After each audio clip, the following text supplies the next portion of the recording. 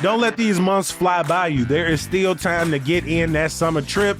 And let's be real, we might want to add the Rock and Roll Hall of Fame to our list. The Cleveland Museum is home of all things rock and roll, and that's an expansive definition, y'all. The new SNL exhibit also brings you up close to artifacts from musical sketches like the cowbell, or maybe the glasses from Run DMC, or the dress from Sabrina Carpenter, and so much more. Check out the Rock and Roll Hall of Fame to learn more about the music that connects us all. More info is at rockhall.com/exhibitions/SNL 50 Years Music.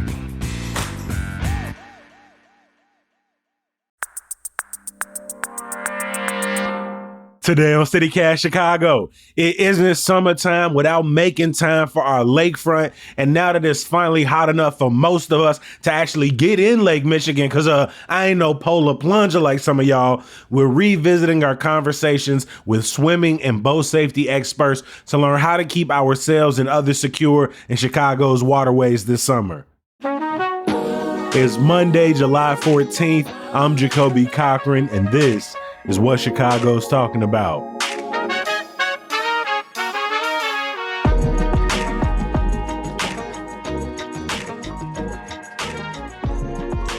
Dave Benjamin is the co-founder of the Great Lakes Surf Rescue Project, which tracks drownings and promotes water safety. Dave, thank you for making time for us today. How you feeling?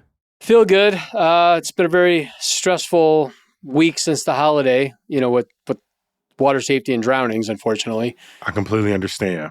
Well, I'm glad we're able to have this conversation with it being such a pressing issue. We want to promote as best through this episode is tips that people should be thinking about. So let's say you've decided to go to the beach. What's the big thing swimmers should know before they even get in the water?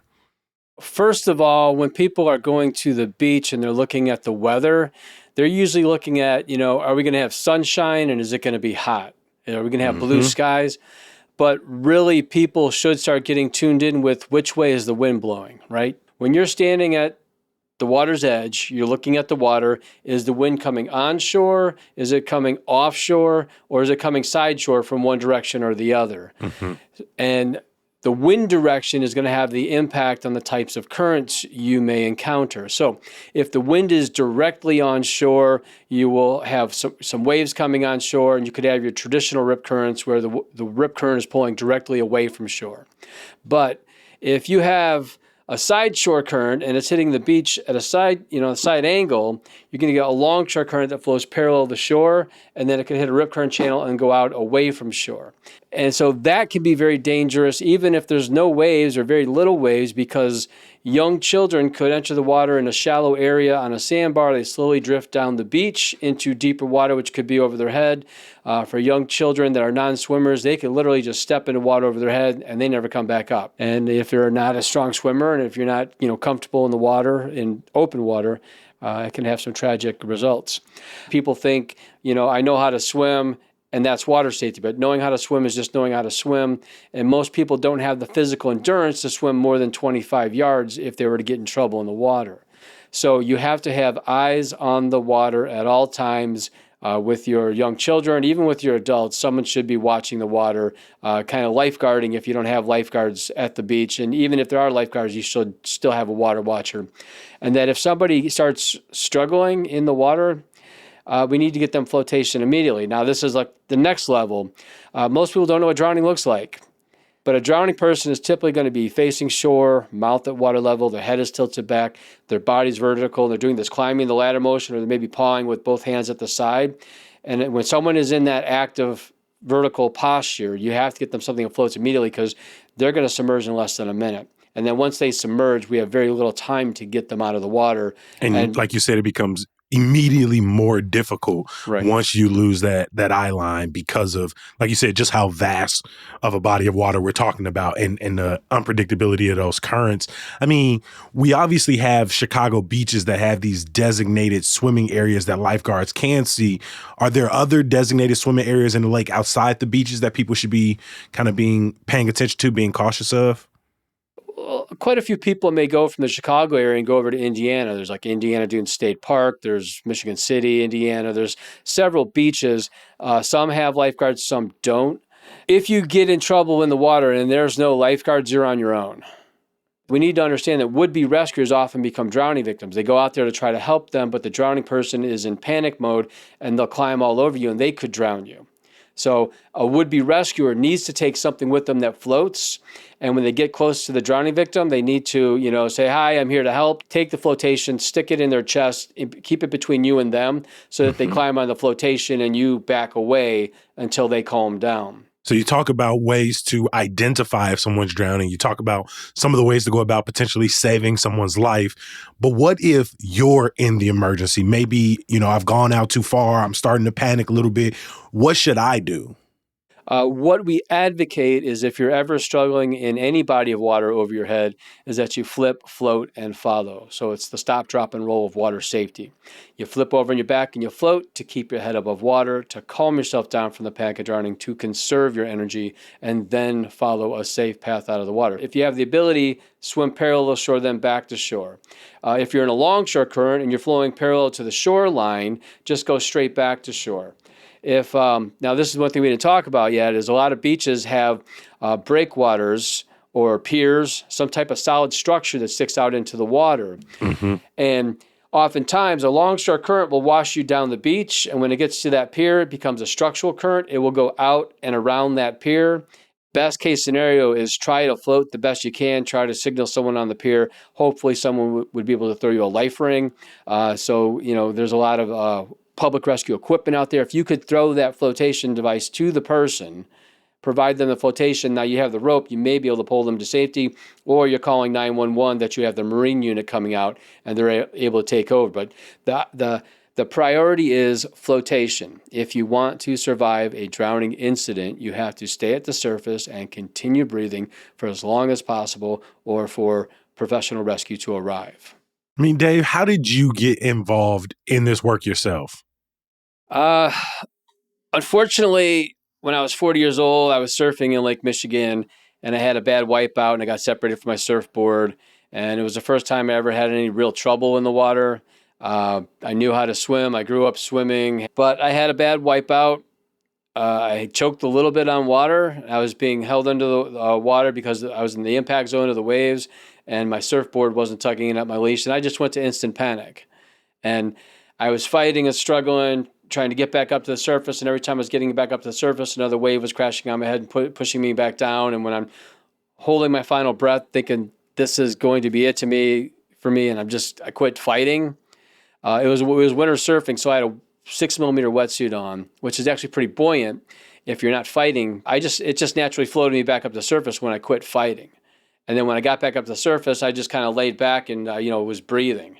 If you can lay back and take a couple of deep breaths, inflate those lungs, it increases your buoyancy. It alleviates some of the panic from your brain so you can calm down, and now you can strategize on how to get out of there. So that's a short version of what happened to me. I mean, that is a very intense story. I mean, even as I listen to it, I'm somebody who I would call myself a survival swimmer. I can swim until exhaustion, but I actually suck at floating. So for people who are, maybe wanting to go out to the beach, wanting to enjoy it, do you encourage them to maybe get back into swim lessons, practice at public pools? Like, how do you encourage people to sort of rebuild that endurance or that comfortability in the water? Absolutely. If you know how to swim, go to your public pool and swim laps. Can you swim 25 yards, 100 yards? Can you swim 500? Knowing how to swim doesn't mean you can survive the marathon of a water emergency. So understanding that you're going to have to pace yourself. You're going to have to swim, then you're going to have to rest and float. And when you said you have trouble floating, you're not good at it. Another way to think about it is like balancing. You're going to lay back, you're going to have your ears in the water, you want your chest up to the water, and you're just balancing. Your hands are out to your side, your feet are a little bit of a flutter kick, but you just want your head in that high position so you can breathe, and then, go back to tread water and look around. What's my exit strategy? What am I closest to? Which way is the current flowing? Never swim against the current because it's like a treadmill. But overall, do you get a sense that people underestimate Lake Michigan, both its vastness and its potential dangers? We need to put it in the context of we do not know what we do not know. The World Health Organization said that drowning continues to be a neglected public health issue. So people don't address drowning as a public health issue. They address it as a recreation issue. You can't really underestimate something when you have no idea the complexities of water. And it feels like it's only at the moment of tragedy. I remember us having this Right. conversation about Lake Michigan's playpen and people having boats out there, whether authorized or unauthorized. And it was only at the moment when people were getting injured out there that we started to ask ourselves, are we paying enough attention to this? And it feels like when we're talking about swimming and drowning, it's only after some tragedy has taken place that we give it attention. That's absolutely correct. With so much conversation today about hazards, dangers, tips to stay safe, I imagine some people might be listening and just go, well, maybe I should avoid the beach. Well, we don't want to scare anybody out of the water. You're going to be safest if you swim at a lifeguarded beach and you follow the rules of the lifeguards. When you go outside of those rules, you're putting yourself and others at risk. Instead of swimming 100 yards straight offshore, you want to swim 100 yards, swim 100 yards parallel to shore. So you're always somewhat close to the shoreline.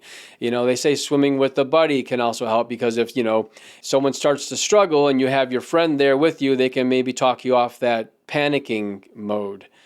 And bottom line is, if everyone brought a life jacket, go out and buy a U.S. Coast Guard approved life jacket that properly fits, not just for the kids, but for the adults as well. And whenever you have some uncertainty, put it on. You don't have to wear it the entire day, but there might be, changing conditions that you want to put it on. Also, if there's an emergency, you make sure you put that on to go out in the water. That's enough flotation for 2, possibly 3 people if they're going to work together to utilize the flotation and not climb all over each other. Hey, Dave, I really appreciate you making time today. You've really reinforced just how common this can be, how easy one can find themselves in a moment of panic, and provided some great tips for our listeners today. Again, Dave Benjamin is the co-founder of the Great Lakes Surf Rescue Project. Thank you for coming by CityCast. Thank you for having me. I really appreciate it.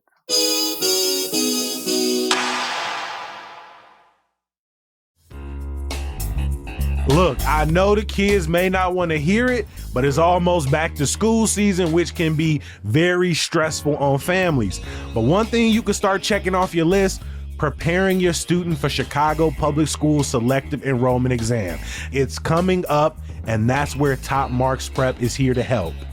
Top Marks Prep was built by a Chicago tutor who saw what students really need: a structured study plan, plenty of practice, and a way to track their progress.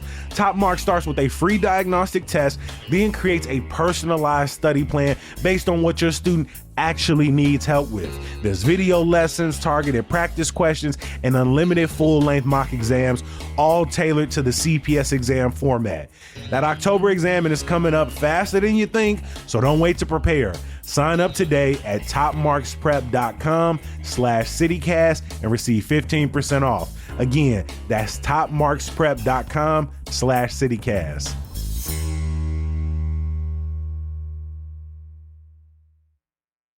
Mike McElroy is from the Chicago Harbor Safety Committee. The group offers boat safety guidance for the city's lakefront and river. Mike, you know how it is out during the summertime in Chicago. There are so many ways to engage the water as swimmers, as kayakers, on boats, doing fishing. But one thing people hear a lot about in the news is the playpen. What is the playpen and where is it? So it's to the north of the Jardine Water Filtration Plant.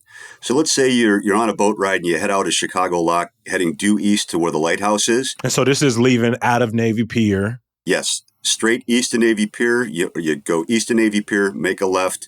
It's in kind of a hook area near Oak Street Beach. So what typically happens out there? Well, generally speaking, there's a lot of sightseeing boats that are on the boat, and they make a big turn, show the John Hancock Building, a lot of the sights of the beautiful skyline of Chicago. In addition to that, there are recreational boaters who like to use that area since it's more or less protected from the waves, where they can relax and recreate. How long has the playpen been around, or how long has it been referred to? Back in the day in the 80s, it really wasn't.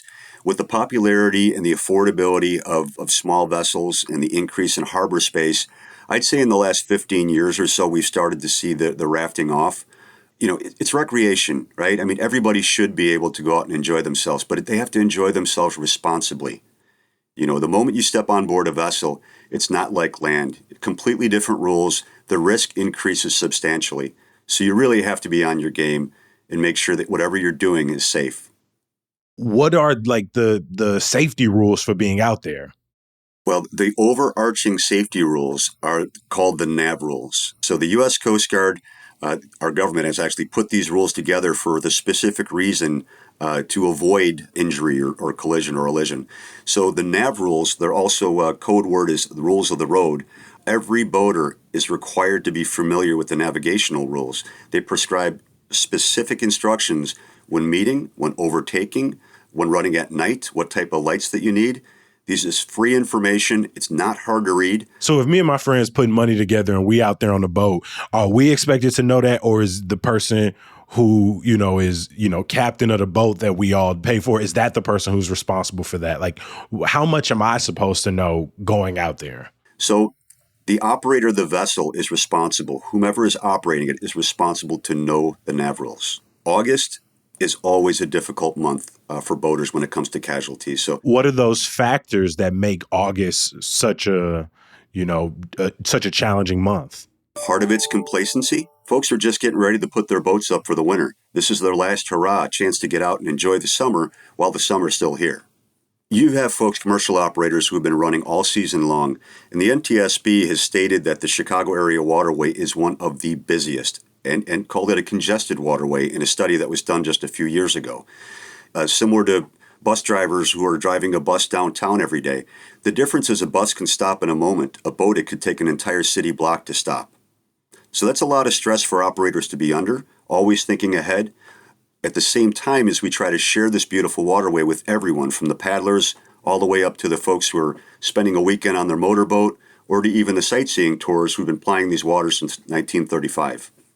You talk about the organization doing education campaigns, rallying individuals in the community. Is there something the city can do, something the Coast Guard needs to do to address this? Part of it is assets. So the Marine unit, they have a couple boats to patrol a large area. The fire department has a couple boats to patrol a large area. The Coast Guard, their footprint is also pretty small. For such a large port, we really do need more assets out here to protect the public, to warn them about potential incidents or accidents, or just having a presence out there, which seems to tone down everybody that they need to slow down just a little bit. If you're driving on the expressway and there's an officer with the lights on the side, everybody slows down just a little bit. Depending on the weather, we may spend more time out on the water over the next couple of months. I want to make sure we leave listeners with some key tips. So I want to start with recreational boaters and their guests. What are some key tips you have when they are going out into the playpen or in Lake Michigan on the river? Number one, make sure whoever's operating your boat has experience with that area. Number two, before you even get on the boat, make sure your life jackets, you have enough for everybody who's on board. Safety equipment has to be verified before you get underway. Illinois Department of Natural Resources has a great checklist, as does the U.S. Coast Guard Auxiliary. Finally, if you're going to drive, don't drink. Your guests can drink, but the operator of the vessel should not drink. One part going from spring into summer is people talking about, I got to get on the boat this summer. I got to get out on the water this summer. And so when people finally either get enough money or get an opportunity to go out on a boat, I mean, you can expect there's going to be a lot of partying. There's going to be a good time. There may be a lot of drinking. How can we not only like maximize that enjoyment, but also, curb negligent drinking? Because, people go and party on the water. How can we have the best of both worlds? You really have to drink responsibly. You have to party responsibly. If you're on a sightseeing boat that has a full crew, the crew's going to do their best to ensure that, to make sure that you're not overserved. But if you're on a vessel that you chartered, that could be really, that master is going to be more concerned about operating the vessel than they are about actually what you guys are doing. That could be a problem. So I would say buddy up. Instead of having a designated driver, maybe have someone in your party who could be the designated the angel on the good shoulder to say, hey, it's time to chill out a little bit, right? Are there any other things people should watch out for when they're out there on the water? We have seen a major increase in the port, and that's illegal charter activity. In other words, someone buys a boat, they want to make money with it, so they think they can take passengers and get money for it. That is illegal. So as you mentioned earlier, what if some of my friends wanted to go out and just have a good time? You have to be very careful who you're choosing to go out with. A passenger vessel has to go through a rigorous inspection protocol, as well as have certain documents, registrations. So if you're getting on a boat and someone's saying, "Hey, $50 a head," you better find out if that person's a credentialed operator and if they're obeying the law. Mike McElroy is the vice president of Chicago Harbor Safety Committee. I appreciate you stopping by to give us those rules of the road, as you say. Absolutely. Look forward to seeing you out there. And if you ever want to take a ride, come see us. Before we get out of here, I'm going to leave you with some good news. You can catch me tomorrow at the MCA's Tuesdays on the Terrace from 5:30 to 8, featuring the homie Shawnee Dares this week. Right before I pop over there, I'm finna go to this little exclusive Malort wing tasting in Old Town. I can't get y'all all of the details, but I will let you know what it's hitting for. You know, I done had the Hennessy wings, I done had the Jack wings, but I had to give it a try. Speaking of Tuesdays on the Terrace, I'm trying to get in the musical spirit this week because I've got karaoke storytellers back this Saturday at another Chicago institution. I'm talking about Steppenwolf. I'll drop a link in the show notes for y'all. If you want some more events, head over to chicago.citycast.fm. We got plenty for you all across the city. We're going to be back bright and early tomorrow. We'll talk to you then. Peace.